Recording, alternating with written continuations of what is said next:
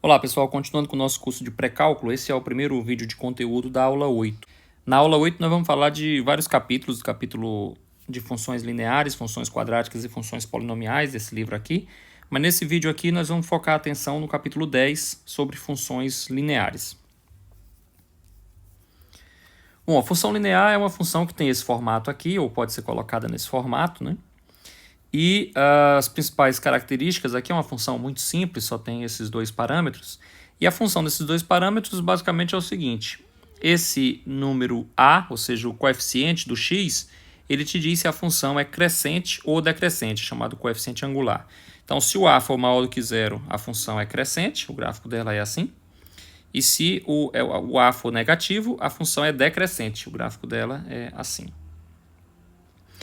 E, bom, se o a for zero, aí você não tem a dependência em x, aí fica só uma constante, então a função, claro, é uma constante.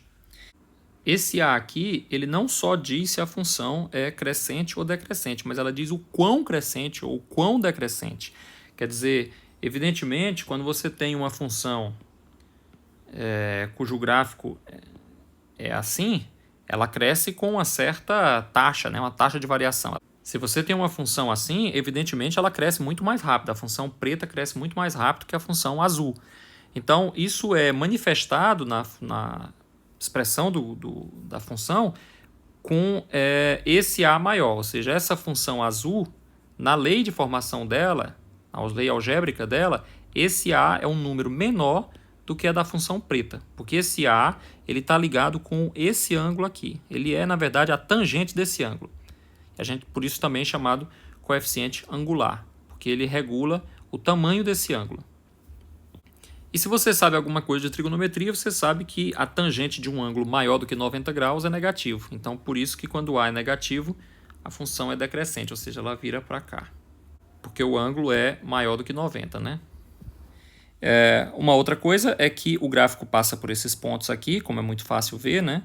Quer dizer, quando x é zero, f de x é b, é só você, se você aqui onde tem x colocar zero, você tem a vezes zero, zero, então f de x vai ser igual a b.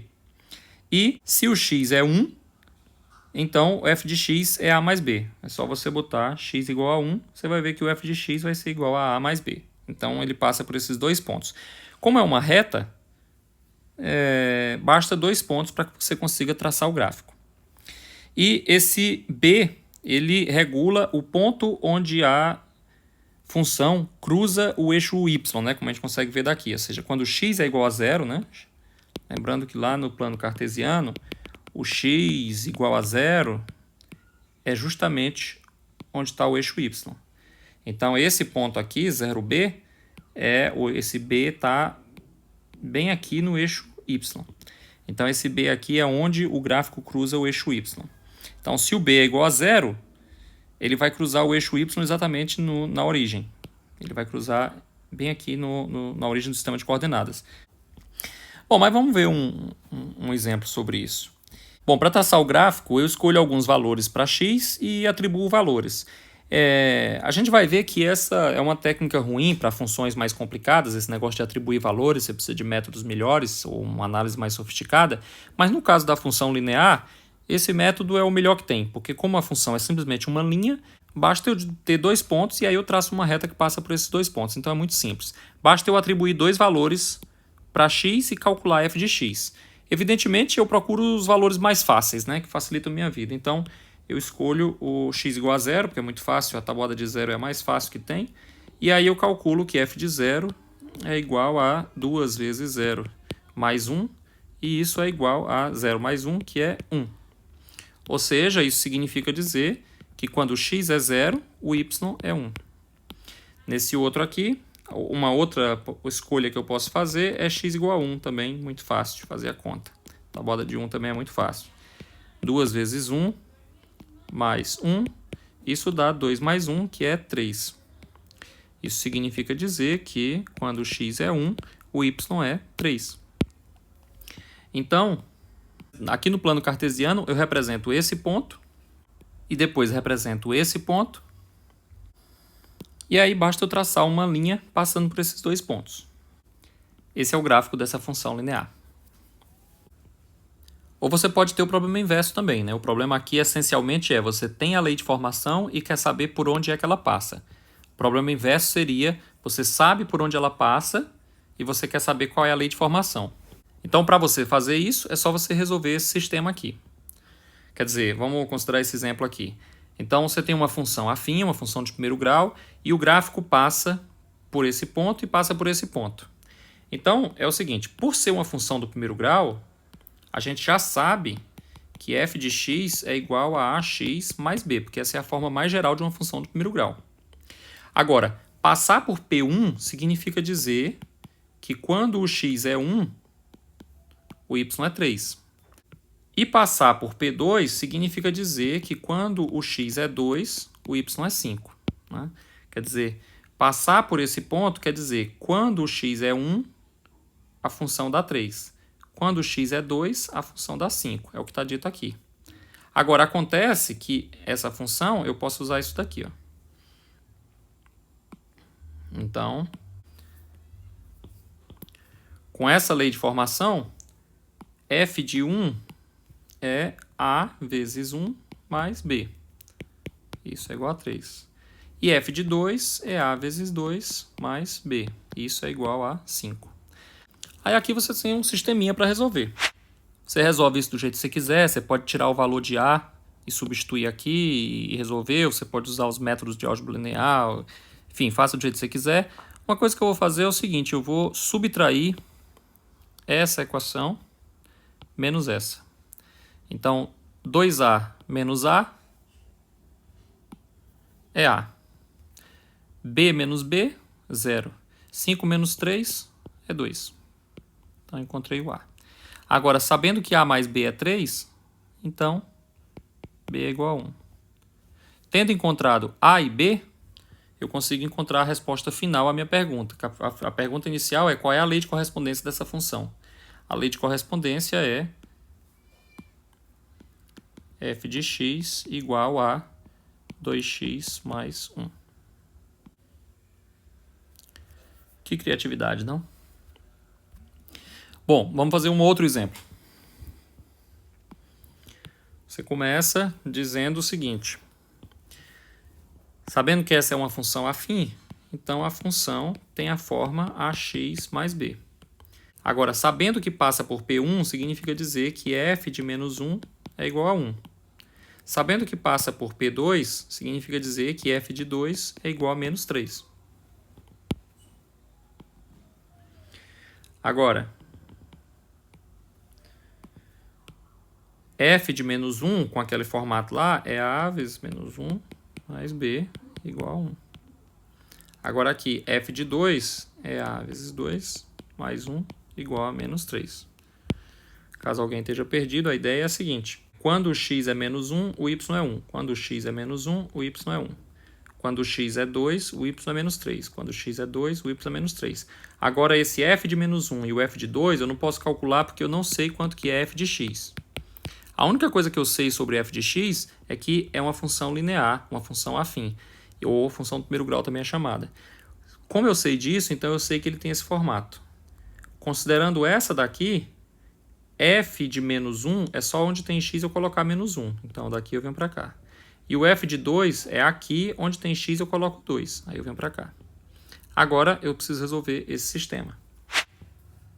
Agora, para resolver esse sistema, eu vou de novo subtrair essa equação dessa. Então, 2a menos a é 2a mais a. Isso é 3a. b menos b é 0. Menos 3 menos 1 é menos 4. Então, o a é igual a menos 4/3. E o b dessa primeira equação, eu sei que o b é igual a 1 mais a. Passando o a para o outro lado. Então, como eu já sei o valor de a, eu posso vir aqui e dizer que o b é igual a 1 mais menos 4/3. Aqui eu tenho uma soma de frações com denominadores diferentes. Um tem um denominador 3, o outro não. Então, eu coloco um 3 para esse, coloco um 3 para esse. Agora, todo mundo tem o mesmo denominador. Então, agora eu tenho o denominador 3 para todo mundo, e no numerador eu tenho 3 para o primeiro e menos 4 para o segundo. Então, isso daqui vai ser menos 1/3. Esse é o valor de B. Agora, tendo os valores de A e de B, eu substituo aqui e encontro a lei de formação da função que eu estava buscando. O A é menos 4/3 e o B é menos 1/3. Então, essa daqui é a lei de formação da função e, portanto, o que responde à pergunta. Um outro problema que frequentemente aparece no estudo de funções, então eu vou primeiro falar do problema de uma maneira geral, depois eu vou falar do caso especial da função do primeiro grau, é o estudo do sinal da função. Para estudar o sinal da função, a ideia que você quer saber é quando é que a função é maior do que zero, quando é que a função é zero e quando é que a função é menor do que zero. Essa é a pergunta que muitas vezes aparece no estudo de funções. Então, resolver esse problema consiste em analisar o gráfico da função f de x. Ou o inverso, né? Às vezes, resolver esse problema serve como um recurso para você construir o gráfico da função. Porque no gráfico da função, no plano cartesiano, o valor da ordenada é o valor da função, ou seja, o valor de y é o valor da função. Então, se a função estiver em algum lugar acima aqui, então a função é positiva. Se ela estiver em algum lugar abaixo, ela é negativa, o valor da função. Um exemplo genérico é essa função aqui. Né? Esse aqui é o gráfico dessa função aqui. Então, se fosse estudar o gráfico dessa função, eu diria o quê? Quando é que a função é zero? Quando o x é menos 3/2, quando o x é menos 1, quando o x é menos 2/5 e quando o x é 1/2. E quando o x é zero. São os valores que zeram a função. E quando é que a função é maior do que zero? A função é maior do que zero nesses trechos em que ela está acima do eixo x. Aqui ela vai continuar para lá. Então, ela vai ser maior do que zero nessa região aqui. Aqui a função vai ter um valor positivo. Aqui a função vai ter um valor positivo. E daqui para frente a função vai ter um valor positivo. Ou seja, f é maior do que zero na união dos intervalos do menos 3/2 até o menos 1, união do menos 2/5 até o zero, união do 2 até o mais infinito. E quando é que essa função é menor do que zero? Ela vai ser menor do que zero nesses trechos em que ela está abaixo do eixo x. Então, aqui ela é menor do que zero, aqui ela é menor do que zero, aqui ela é menor do que zero. F de x é menor do que zero na união de intervalos que vai do menos infinito até o menos 3/2, união com o intervalo que vai do menos 1 até o menos 2/5, união o intervalo que vai do 0 até o 2. Então, isso é o estudo de sinal da função em geral, né? Agora vamos particularizar para o caso das funções lineares. Bom, as funções lineares elas são muito simples, então esse estudo é também muito simples. Basicamente, você só tem dois casos a estudar. Porque a função linear tem um lugar que ela zera, então tem um valor que ela cruza o eixo x, e aí depende. Se o a for positivo, ela é crescente. Então, para cá ela é positiva e para cá ela é negativa. Se, por outro lado, ela cruza nesse ponto, mas o a é negativo, então significa dizer que ela é decrescente. Então, ela é assim. Então, ela está acima do eixo x para cá para trás e está abaixo do eixo x para cá para frente. Então, basicamente, essa é a análise que você faz. Ou seja, isso aqui zera nesse ponto crítico. A função é igual a zero quando o x for esse ponto crítico. E ela é maior do que zero para o x maior do que o ponto crítico, à direita do ponto crítico, e menor do que zero à esquerda do ponto crítico, se o a for maior do que zero, ou seja, se a função for crescente. Se o a for menor do que zero, a função for decrescente, ela zera no ponto crítico, é maior do que zero à esquerda do ponto crítico e é menor do que zero à direita do ponto crítico. Simples assim. Então vamos lá, vamos estudar o sinal dessa função aqui. Primeira coisa que a gente faz, descobrir quando é que essa função zera. Essa função zera em, vem para cá, 2x menos 1 é igual a 0 quando? Resolvo isso aqui. 2x é igual a 1 e, portanto, x é igual a 1 meio. Então, a função zera em x igual a meio. Agora, essa função, ela é crescente ou decrescente? Ela é crescente porque o coeficiente do x é positivo. Então, a função ela é assim. Veja, aqui não é o caso, não é necessário, se o seu interesse é estudar o sinal da função, não é o caso de você fazer um gráfico muito detalhado e você marcar os pontinhos e tal. Você não precisa ter tanto cuidado qual que é esse ângulo aqui certinho para fazer, não. Se você quiser desenhar o gráfico perfeitamente, se a pergunta for desenhe o gráfico, especificando os valores, aí você vai lá especificar tudo direitinho. Mas se a pergunta é, sei lá, esboce o gráfico, estude o sinal da função, e aí você não precisa ser tão cri-cri com isso. Então, por isso que eu nem botei eixo Y aqui, botei só o eixo X e não tomei muito cuidado com essa inclinação para saber exatamente quanto é. Só é importante saber que ela zera em meio e que ela é crescente, então o gráfico dela é assim. Agora, se ela é crescente, nitidamente ela está acima do eixo X para cá, então ela é maior do que 0 para cá, e ela é menor do que 0 para cá. Então, estudar o sinal da função é dizer quando é que ela é zero, nesse caso ela é zero em x igual a meio, dizer quando é que ela é maior do que zero, nesse caso é no intervalo que começa no meio e vai até o mais infinito, né, daqui para lá, e dizer quando é que ela é menor do que zero, ou seja, no intervalo que vai do menos infinito até o meio, esse intervalo aqui. Vejamos outra. Estude o sinal dessa função aqui. Primeiro passo, descobrir quando é que ela zera. Então, você vem para cá para o cantinho e diz, olha, menos 2x mais 4 é igual a 0 para qual valor de x? 2x é igual a 4, x é igual a 2. Achei que para x igual a 2 ela zera. Então, eu desenho aqui só o eixo x, não preciso desenhar o eixo y, não estou querendo esboçar o gráfico, não estou querendo fazer nada muito sofisticado, só estou querendo estudar o sinal da função. Então, eu marco aqui onde é que ela zera.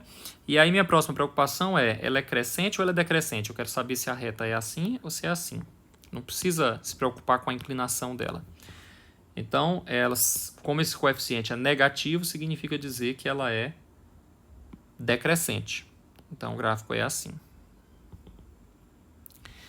Então, sabendo disso, eu percebo que ela está acima do eixo x para trás do 2, então aqui é onde ela é positiva, porque ela está acima do eixo x, e depois do 2 ela está abaixo do eixo x, portanto, aqui a função é negativa, né?